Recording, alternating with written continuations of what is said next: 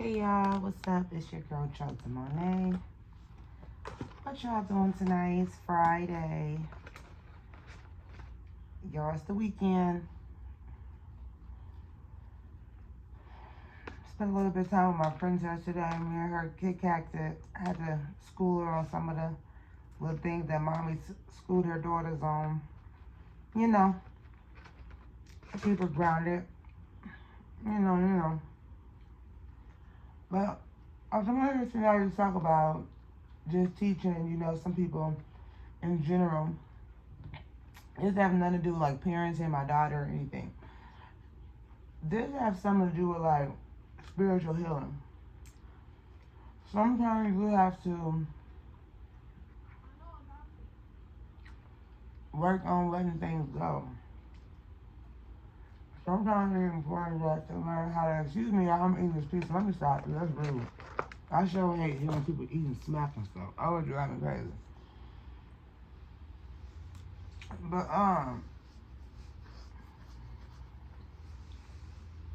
in all reality, when you start being cool with people, and say you're a hard lover, like you love hard, because I feel like I'm that type of person, like I love hard. You feel me?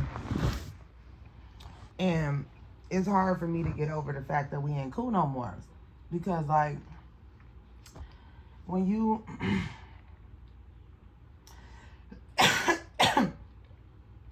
like certain chosen ones, they don't hang with a lot of people.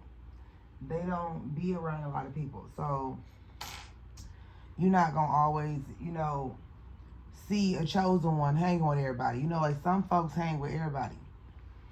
When you chosen, you don't hang with everybody. So you take pride in everything you do, whether it's a relationship or friendship. You feel like you're making the right decision. But with this spiritual realm, sometimes you misjudge people. You know what I'm saying? Because most empaths and chosen ones, we can't relate to the demonic energy that comes with a karmic behavior. So sometimes you can't always spot a narcissist or a karmic person. So being that you're so loving and you're so giving, that opens the door for certain entities to get in to manipulate you or gaslight you or drain you your energy. Even, create a space where you're low vibing and you know better, like you doing things that you don't normally do because you're enticed by the wrong type of person.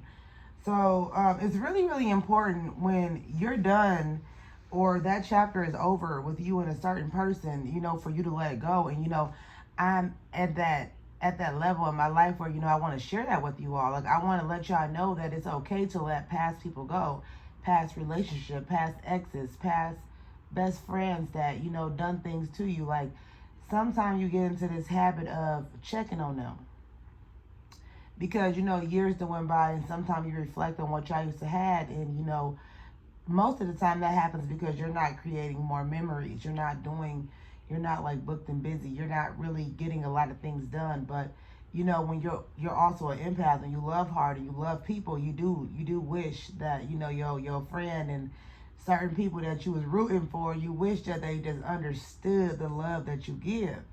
And that's very, very beautiful. Like, I don't think, nobody should change that about them. Like, when you love hard and you love somebody, whether it's a friend, whether it's a family member, a relative, it's good to love those people. But what is not okay to do is love people when they're mistreating you. Or you can love them, but yet from a distance, because when you're in their energy, they're not going to give to you how you're giving to them. So we're going to go back to the cups, right? And their cup is steady getting full and full, while yours is getting less and less empty because they're draining you. You know what I'm saying? It's like a sponge that's not absorbing anything because it's so dry. The energy's so dry. You know what I'm saying? When they're like, oh, that was dry. Like that stuff won't even out. That's how it is when you're around a narcissist or a energy sucker. I'll give you an example. So me and this particular person, and this is just an example. Me and this particular person, whether man or woman, we're getting to the point where we're not going to be communicating anymore because I'm at a level where I see the truth and I know what things have been and I know what it's going to be. So, I'm demanding my respect, rather, how do I say this, voluntarily or involuntarily? You feel me? So, like, whether this person want to respect me or not, I'm going to respect myself by removing myself from their energy. I will not sit another year, another month, another day, another hour, or another second allowing nobody to mistreat me just for me to have a spot at their table. Because when you do that, you start to accept, the less ripe fruit. You start to accept things that you normally wouldn't accept based off of, trying to hold on to certain people love. And, certain love ain't even love. And what Tina Turner say, love don't love nobody. So, and I'm going to give you an example. I had a homegirl that, I always try to go back for because I feel like, like I said, the love that I have for her and the love that she had for me, what I thought, that love was equal and it was leveled out. But at the same time, it wasn't. And so instead of, calling her out or whatever, I kind of reciprocate the same energy that she gives to me. And I don't give it to her, but I do, like pull back. I draw back and I allow that friendship to deteriorate because there's no point to keep applying pressure where, there's no point. Like you see somebody lying to you, telling you they're going to do this and then they don't. And, they see you struggling and they can open up their door to you and you can help them and y'all can grow together. You can get past hard chapters, hurdles in your life. Let you would have had the right people in your corner, right?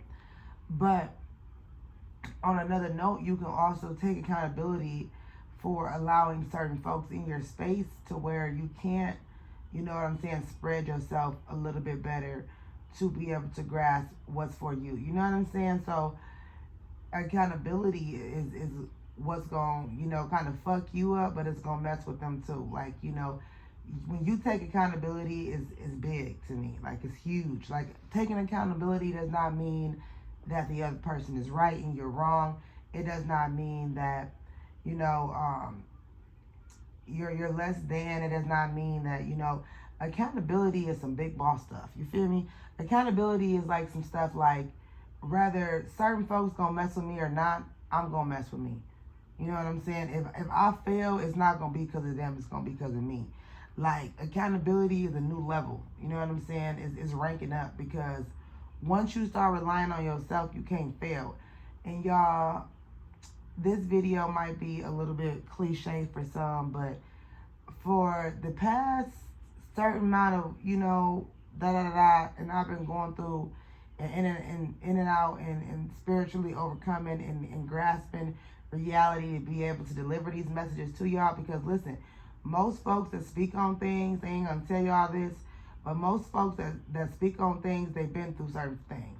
They done overcame certain things, so that's where the knowledge come from. Or they reciprocate somebody else's energy, whether it's a YouTuber or a blogger or a famous person or somebody that has a platform. They can relate to their journey because they also have been through that. And that's where we're at with it. You know what I'm saying? Like growth. You know what I'm saying?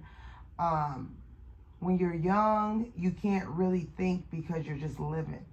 You feel me? But when you get to a certain age and you're going through stumbling blocks and you know what I'm saying, you're waking up to the matrix, you're waking up to fakeness, backdoor, and you're waking up to people trying to, put you in your own box and make you go through way more than everybody else when everybody else got like, you know what I'm saying, that cult full of supports. And you as one, El Numero, the one, you know what I'm saying? I ain't gonna say, but you the one, right?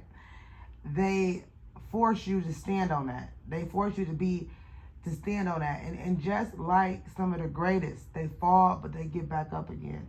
You feel me? And that is a song too. I think it's a gospel song, but you fall, you get back up again.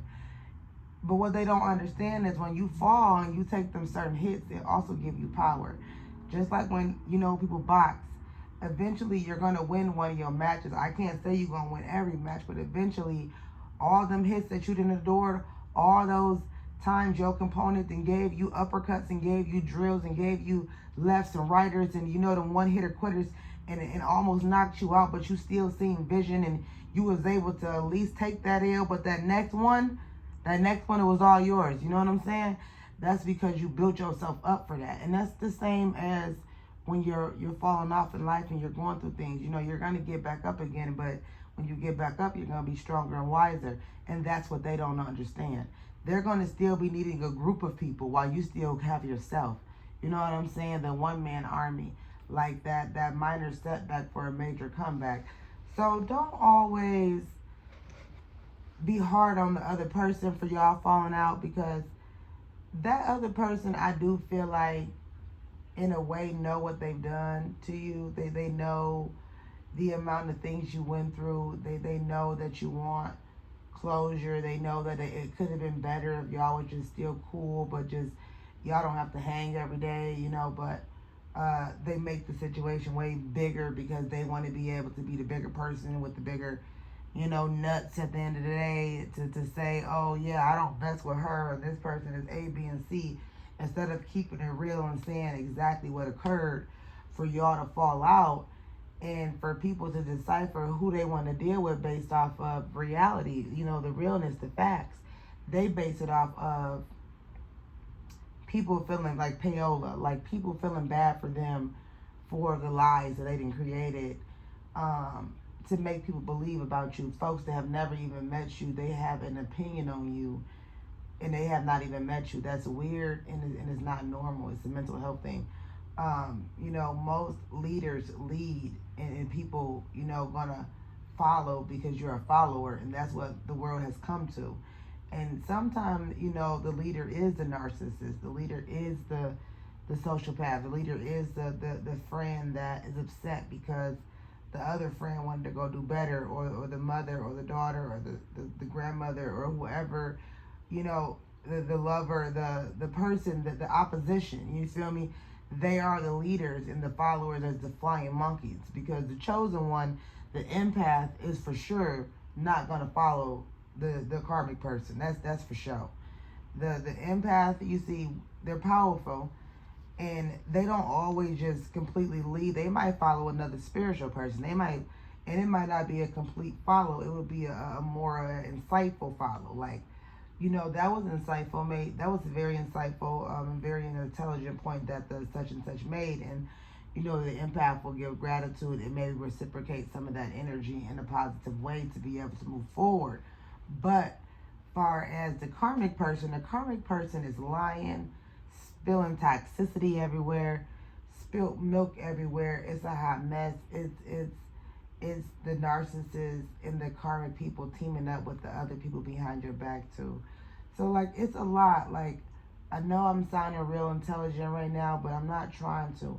I'm morally trying to get a point across in an ethical manner without crossing too many lines, because when it comes to good and evil, there's still lines that in the spiritual realm, just like in the physical realm, you want to abide by, so you're not just, you know what I'm saying, just completely bringing that negative energy to yourself. So you definitely want to find the correct choice of words, you know, when you're discussing these things. But listen, my point of this message today, before I let y'all go, is to learn how to let things go.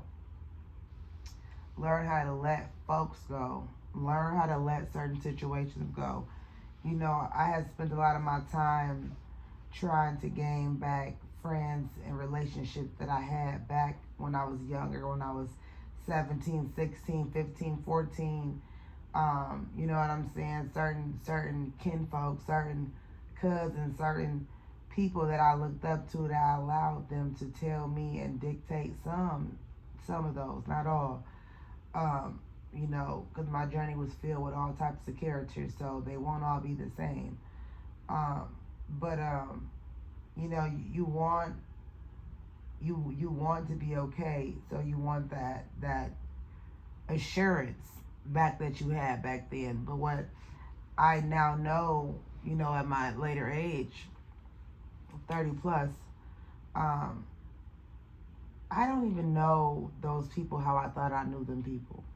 You know what I'm saying? Like, one, they were already tainted by their reality of what they grew up around, vice versa, the taint that I've had from what I grew up around, and then the age gap from a childhood to an adult, and understanding that you guys were youth and you were also growing up in an environment where it was not really the ordinary thing to do, the ordinary lifestyle, the 2-parent households, it was more, I'm not going to get into it, but it was more of a different community base than the average mom and pops type of thing. So, considering all that, I try to forgive and move forward, because if I try to remember so much and try to understand it beyond what reality already lets you know, which some people do